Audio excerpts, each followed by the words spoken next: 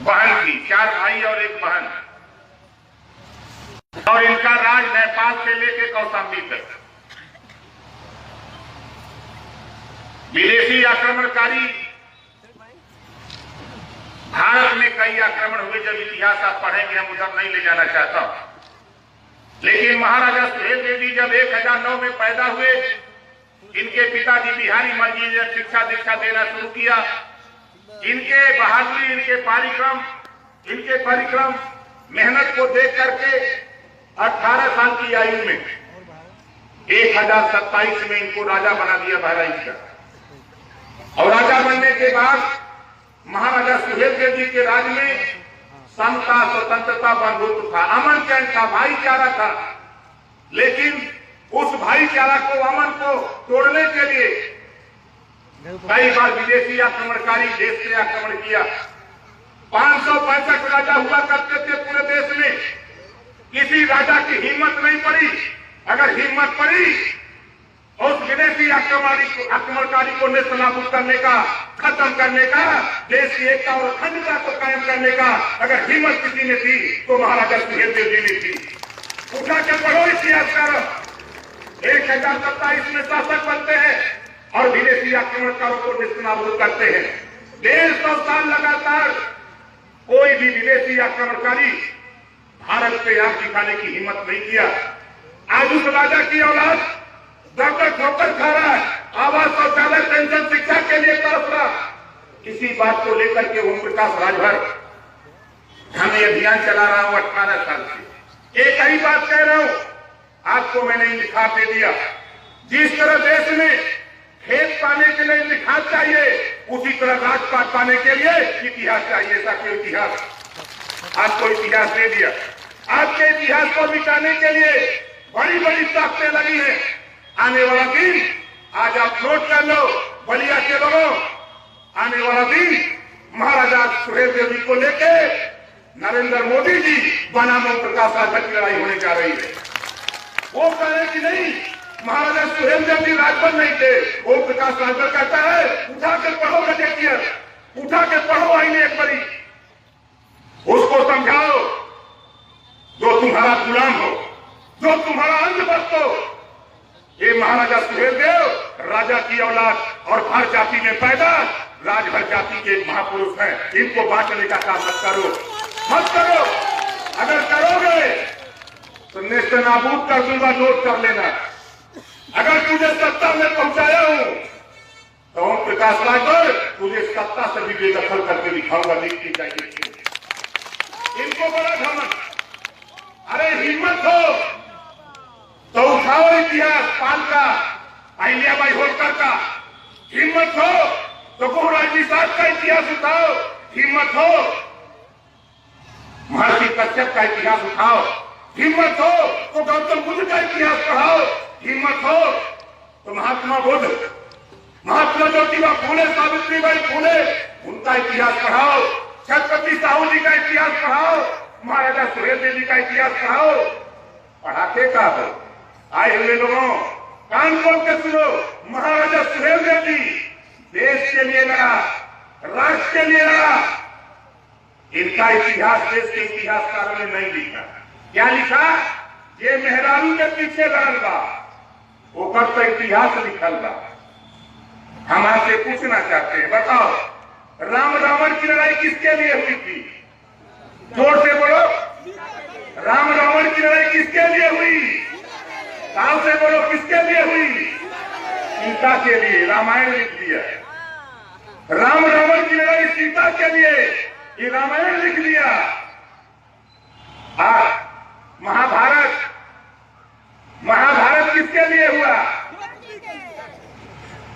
द्रौपदी के लिए महाभारत हुआ, औरत को लेके। आला उदल इंदर की लड़ाई किसके लिए हुई? औरत के लिए, रुकवा बेलवा चलवा के लिए। इनका इतिहास था। लेकिन महाराजा सुहेलदेव जी जो देश की एकता अखंडता के लिए लड़ा, अपनी राष्ट्र की सुरक्षा के लिए लड़ा, इनका इतिहास नहीं। और इतिहास सत्ता में बैठ करके हमारे वोट के बल पर अगर मर्द हो तो महाराजा सुहेलदेव को 16 तारीख को राजभर घोषित करने का काम करना, वरना नाम लेना बंद करो।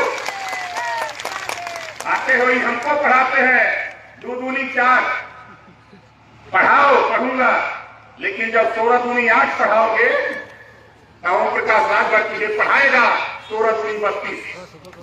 और ड्रामा कर लिया। हम महाराजा सुहेलदेव जी की विचार को लागू करना चाहते हैं। क्या करना चाहते हैं?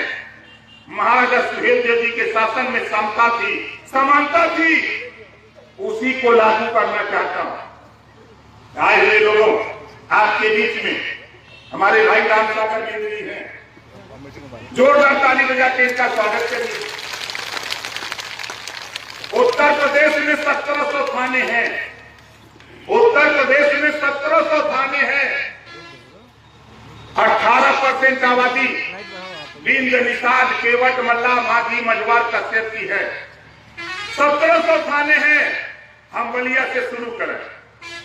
बलिया में नाई का, गोड़ का, पाल का, प्रजापति का, चौहान का, बिंद का, केवट का, मल्ला का, राजभर का बेटा दरोगा है का?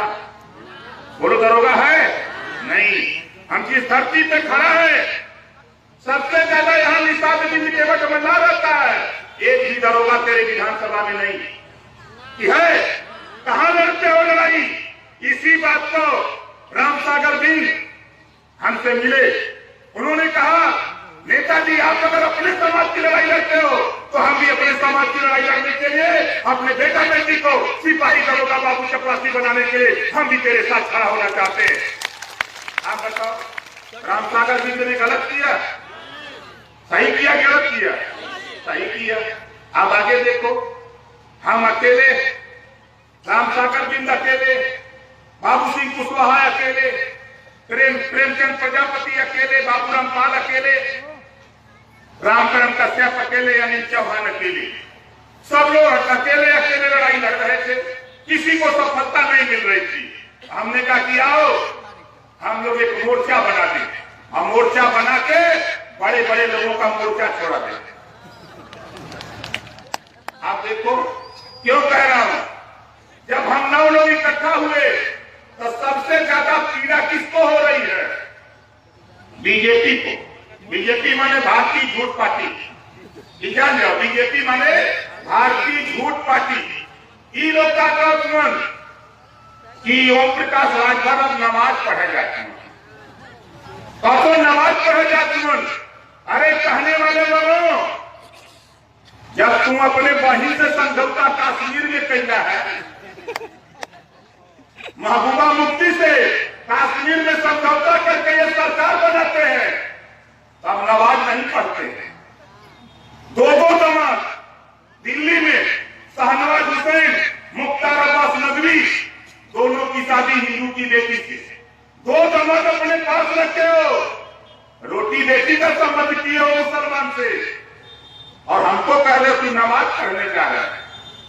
घबराओ नहीं, ऐसा नमाज पढ़ाऊंगा, ऐसा नमाज पढ़ाऊंगा कि लखनऊ से कुर्सी से 22 में तुझे वहां पहुंचाऊंगा जहां भीख मांगने की ट्रेनिंग दी जाती है। ये लोग तो सब करना कि हम लोग देखे काबू के गुलाम बना ले। अरे ये ओम प्रकाश राजभर महाराजा सुहेलदेव जी का वंशज है। दुनिया डर सकती है, लेकिन ये महाराजा सुहेलदेव जी का वंशज गर्दन कतर सकता लेकिन गर्दन झुका नहीं सकता। नहीं, आप बताओ, है कोई माई का लाल धरती पर बाबा साहब डॉक्टर अम्बेडकर जी के बाद जो मंत्रिमंडल से इस्तीफा दे दे? है किसी के पास दम? मैंने क्यों इस्तीफा दिया? जो आपने वादा किया उसी को पूरा नहीं किया, हमने छोड़ दिया। हम चाहते हैं, देखो भाई, हम 9 लोग मिलकर के असदुद्दीन ओवैसी, बाबू सिंह कुशवाहा, राम सागर बिंद, प्रेमचंद प्रजापति, बाबूराम पाल, रामकरण कश्यप,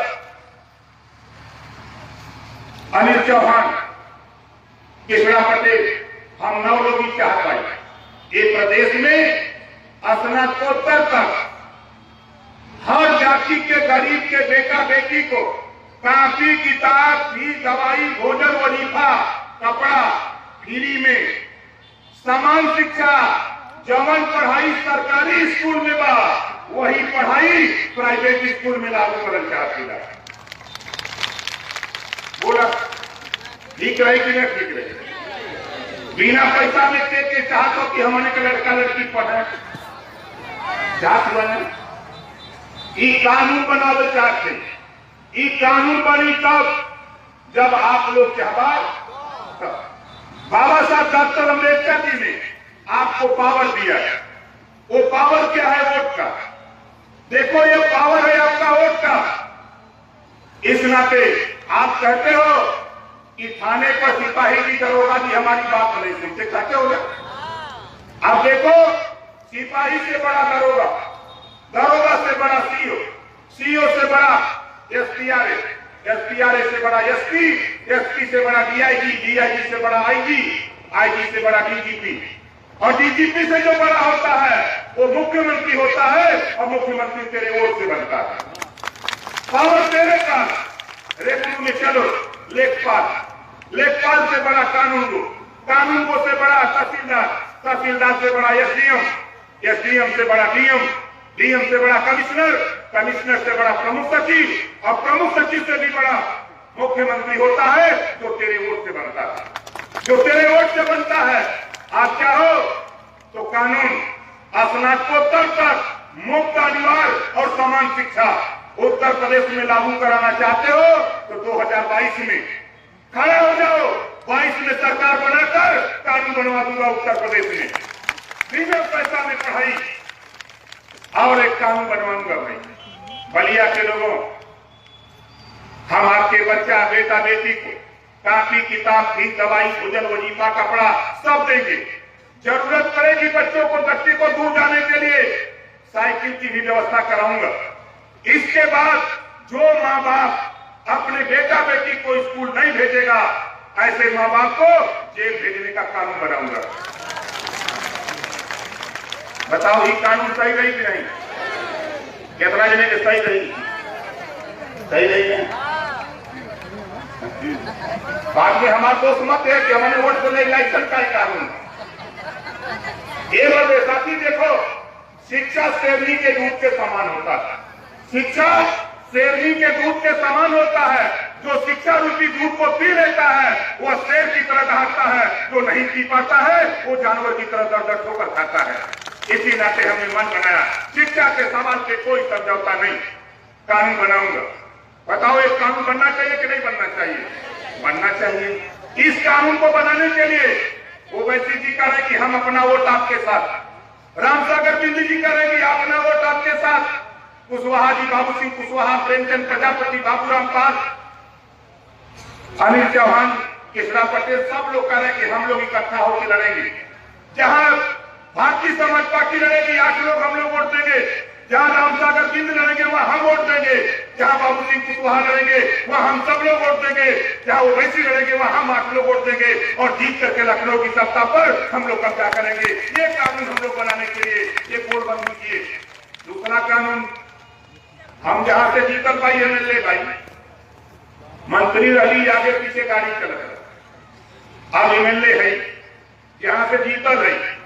जब मंत्री रही 18 महीना में गरीबन के इलाज बदे 3,62,77,000 रुपया अपनी विधानसभा में गरीबन के इलाज बदे दिले रही। 3,62,77,000 मात्र 18 महीना में। हम ना कर पाई। मुख्यमंत्री योगी आदित्यनाथ जी को विधानसभा के अंदर कहना पड़ा कि 403 विधायकों में एकलौता ओम प्रकाश राजभर विधायक है जिन्होंने 3,62,77,000 रुपया इलाज के लिए गरीबों को दिलाया। अब आप लोग बताओ वासवी का हुआ है या वासवी का लोग हुआ कि बनारस से आया है? कितना लोग वासवी का हुआ हाथ उठावा? मतलब ये विधानसभा का हाथ उठावा ऊपर हमारे नहीं, यहाँ का हुआ नहीं, हाथ नीचे का कौनो बात नहीं। 1 रुपया दे हलन बोला कोई के दवाई बजे रुपया देवन तब फिर इधर काहे बजे वोटवा दे रहे, काहे बजे वोट देते हो? जो तुम्हारे गरीब बीमारी में मुसीबत में साथ न दे, ऐसे नेता को धक्का मारते घर से बाहर निकाल देना चाहिए कि तेरी जरूरत नहीं, जाओ, घबराओ नहीं, दवाई में बना रहा, दवाई को बनावत लगी जहर हो, सब परेशान है। बीजेपी अलग परेशान, सपा अलग परेशान, कांग्रेस अलग परेशान, बसपा अलग परेशान, सब परेशान है कि लोग इनके सामने कहे आवत हुआ कानून। उत्तर प्रदेश में गरीबों तेरे वोट के बल पे 22 में सरकार बनाकर कानून बनाऊंगा, कोई भी गरीब किसी जाति धर्म का हो, किसी भी जाति धर्म का हो, अगर वो बीमार होता है, इलाज कराता है, चाहे वो प्राइवेट में करावे चाहे सरकारी में, जितना रुपया लगेगा उतना रुपया सरकारी खजाने से उसके यहाँ रुपया भिजवाने का काम करूंगा। बताओ ये कानून बनना चाहिए कि नहीं? कितने लोग चाहते हो कि कानून बनना चाहिए? बनना चाहिए। अब तीसरा कानून देखो, जिस दिन आपके वोट के बल पे सरकार बनी, मोदी जी बेचारे बहुत ईमानदार नेता, दुनिया में ईमानदारी का अगर मिसाल दी आई तो मोदी से बड़ा ईमानदार कोई ना हो, लेकिन दुनिया में सबसे झूठा नेता अगर कोई हो तो वो नेता का भी नाम नरेंद्र मोदी जी है। दुनिया में अगर झूठ बोलने वाला कोई नेता हो तो वो नेता का नाम है नरेंद्र मोदी। गूगल पर अपने चल जा, मोबाइल के गूगल पे चल जा और उससे पूछा कि दुनिया का झूठा नेता कौन, तो कहता नरेंद्र मोदी। अब जाएगा एक एक आदमी, गुजरात का एक आदमी 1500 करोड़ रुपया लेके भागल, तू लोग का रुपया लेके भागल, हमारे लेके भागल, एक आदमी है 1000 करोड़, कोई 800, कोई 500 करोड़ लेके भागल, ऐसा 50 गुजराती 6,68,000 करोड़ रुपया लेके भागलन। अब मोदी जी माफ कर देना, मोदी जी माफ कर दिया, आपको पता नहीं मोदी जी ने कर्जा माफ कर दिया। तो हमने सोचा कि यूपी के लोग वोट दिए, बिहार के दिया, बंगाल का दिया, दिल्ली के दिए, कर्जा माफ होता गुजरात का। है यूपी के लोगों, अपना वोट इकट्ठा करो गरीबों, 22 में सरकार बनाओ और सरकार बनाकर महाराजा सुहेलदेव जी का सपना साकार करने के लिए तेरा घरेलू बिजली का बिल, जिस दिन मुख्यमंत्री शपथ लेगा 5 साल तेरा बिल माफ कर दूंगा, घरेलू बिजली का बिल। बताओ माफ होना चाहिए कि नहीं होना चाहिए? कितने लोग कराना चाहते हो? एमन लाभ अमीरन का भी गरीबन का, गरीबन का। तो गरीबन के वोट से सरकार बनी तब बड़ी लागू हुई कि सरकार का चौथा कानून, मोदी जी कर्जा माफ करत गुजराती का, हम चाहते। मेरे पास विभाग का पिछड़ा वर्ग कल्याण विभाग, उसकी एक शाखा थी वित्त निगम। वित्त निगम में 251 करोड़ कर्जा था, लोन दिया गया था, वो कर्जा था नहीं लोग भर पा रहे थे। मैं दिल्ली थावरचंद गहलोत से मिलकर के माफ करा दिया।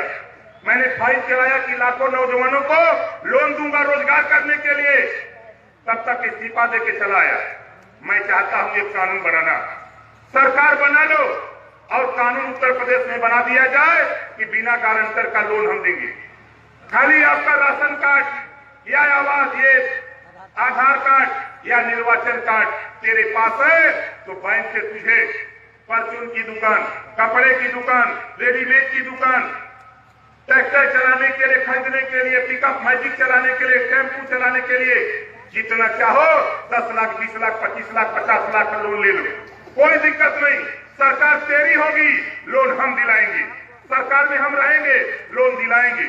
लोन ले लेना, सरकार बना लो, 4 साल लगातार एक भी रुपया मत जमा करना, 4 साल लगातार नोटिस आवे आने देना, एक भी रुपया मत जमा करना। चौथे साल कैबिनेट से कानून बना दूंगा कि जिन लोगों ने एक भी रुपया नहीं जमा किया, ये सब के सब डिफाल्टर है, इनका कर्जा माफ कर दिया जाता है। आप बतावा कितना जने कर्जा माफ करावल चाहता लोन लेके? मन तो सबकर करना, लेकिन ये कानून बनी तब जब सरकार बनी तब न। ये बदे अगला सुना हमार का बात, हमने के सपा, बसपा, भाजपा, कांग्रेस, ये चारों पार्टी के लोग आरक्षण पर समझावत हुए, आरक्षण पर हमने के समझावलन। अरे समझाने वाले लोगों, समाजवादी पार्टी, भाजपा, कांग्रेस, बसपा के लोगों तेरी सरकार रही है और बीजेपी के लोगों तेरी सरकार चल रही है। घबराओ नहीं, तूने जो किया है अब वो ओम प्रकाश राजभर तेरा डंडा तेरे सर पे चलाने का काम शुरू करने जा रहा हूं। इन्होंने किया क्या जान जाओ। गरीबों, सामान्य वर्ग में इन्होंने गरीबी रेखा तय किया। आरक्षण देने के लिए 8 लाख सालाना जो कमाएगा, 5 एकड़ जमीन होगी, वही गरीब होगा। कौन? जो जिसको आपकी भाषा में क्या कहते हैं भाई, बलिया की भाषा में क्या कहते हैं? नहीं, भगवान लोग कहते हैं। पंडित क्या कहते हैं? पंडित जी बाबू साहब को जमींदार कहते हैं ना। अपनी भाषा में आप लोग जमींदार कहते हो।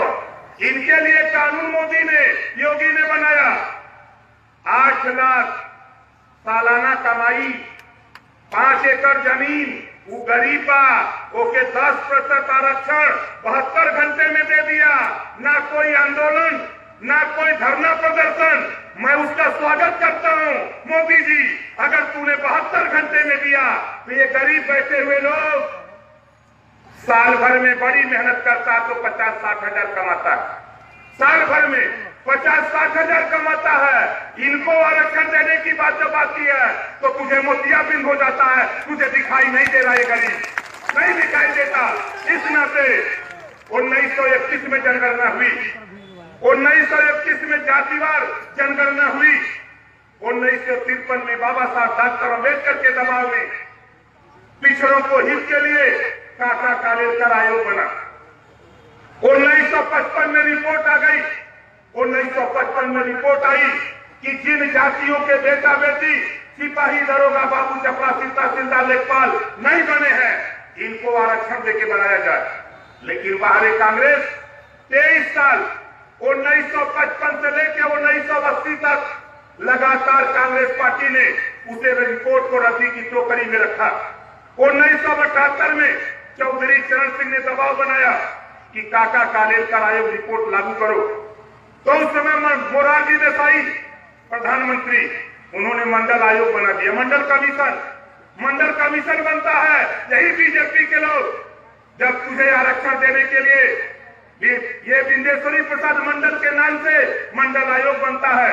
78 में रिपोर्ट आती है, 80 में 10 साल यही बीजेपी, यही कांग्रेस, यही जनता पार्टी के लोग 10 साल तक रद्दी की टोकरी में रखा था।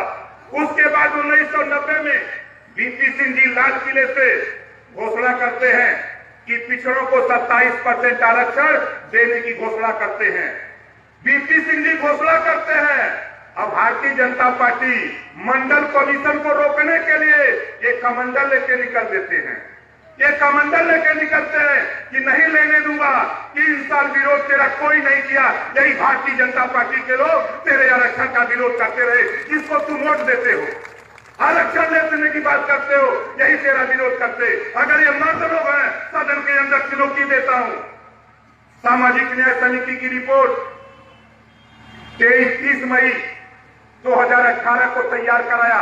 राघवेंद्र सिंह के नेतृत्व में 27% आरक्षण को बंटवारा कर दिया कि जिन जातियों को हिस्सा नहीं मिल रहा है, 7, 9, 11, 7% उनको कर दिया जो ज्यादा अपनी आबादी से हिस्सा पा गया। जिन लोगों ने थोड़ा हिस्सा पाया उनको 9%, जिन लोगों ने हिस्सा नहीं पाया उनको 11% बंटवारा कर दिया राघवेंद्र सिंह की कमेटी ने। लागू करने के लिए जब दबाव बनाया मोदी जी को, अमित शाह को, योगी को, तो ये लोग कह रहे हैं कि नहीं हम लागू नहीं करेंगे। अरे कितने दिन बचाओगे? अब वो तेरे झूठा पालिश करने वाला नेता तुम पैदा कर सकते हो, तेरी गुलामी करने वाला तुम नेता पैदा कर सकते हो, लेकिन ओम प्रकाश राजभर तेरी लगाम लगाने वाला नेता ओम प्रकाश राजभर सदन में है। जब तक सदन में रहूंगा एक भी बात गलत नहीं बर्दाश्त करूंगा। कुछ भी हो, ये महाराजा सुहेल देव जी का वंशज है। बताओ, मैं तो चैलेंज करता हूं, गरीबों सरकार बनाओ। जिस दिन सरकार बनेगी उसी दिन हाई कोर्ट ने बैरियर लगाया था 50% आरक्षण से ज्यादा नहीं हो सकता। हाई सुप्रीम कोर्ट ने रोक लगाया कि 50% से ज्यादा आरक्षण नहीं हो सकता। मोदी जी ने बैरियर तोड़ दिया, 10% आरक्षण सामान्य वर्ग को दे दिया, बैरियर टूट गया। अरे पिछड़े समाज के लोगों, भूल जाओ अखिलेश, मायावती, मुलायम को। ये तेरा वोट लेकर के सियासत करना चाहते हैं। अगर दम है तो 52% आरक्षण के लिए इनको भी सड़क पर आना चाहिए, जिस तरह किसान सड़क पर आया हुआ है। लेकिन ये बैठे हुए घूमे बड़े लंगड़े लोग नेता, ट्विटर का नेता ट्वीट करते हैं। मैं इन लोगों से कहता हूं, हिस्सेदारी लेना हो तो सड़क पर आओ। ये मूक दर्शक बन के तमाशा देख रहे हैं।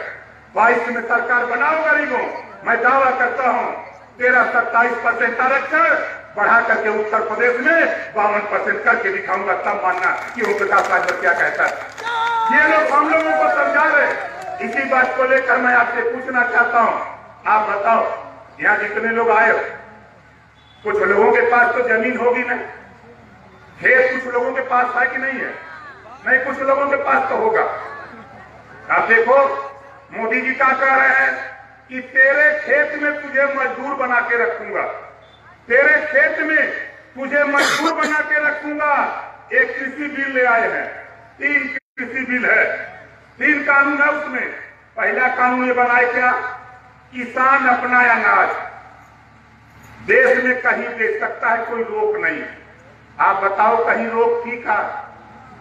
किसान को अपना अनाज चाहे मंडी में बेचे, चाहे वो प्राइवेट किसी को बेच दे, चाहे कहीं बेच दे, कोई रोक थी कहीं? नहीं, ये कानून ले आए।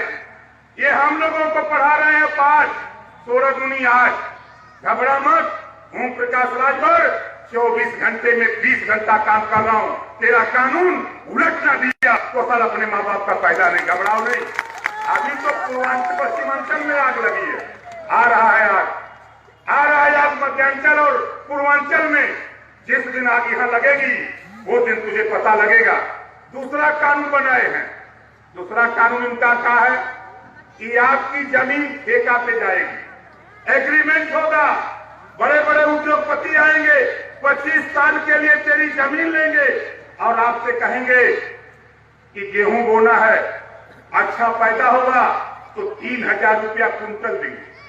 आपने जमीन दे दिया 3000 के लालच में, 25 साल के लिए एग्रीमेंट, जमीन ले लिया, खेती शुरू कर दिया, गेहूं पैदा कर दिया। अब गेहूं जब पैदा हो गया तो कानून में है कि आप किसी दूसरे को नहीं बेच सकते, किसी दूसरे को नहीं बेच सकते, जिसके साथ एग्रीमेंट है उसी को देना है। अब वो क्या कहेगा, 1 यम गेहूं पतला, अब 3000 की जगह 1200। अब कहां जाओगे? नहीं बेचोगे उसको तो वो कहेगा कि घबराओ नहीं, जो तेरा पुलिस विभाग है उसमें से भी कुछ हिस्सा प्राइवेट को मोदी देने जा रहा है। तो जो प्राइवेट को जा रहा है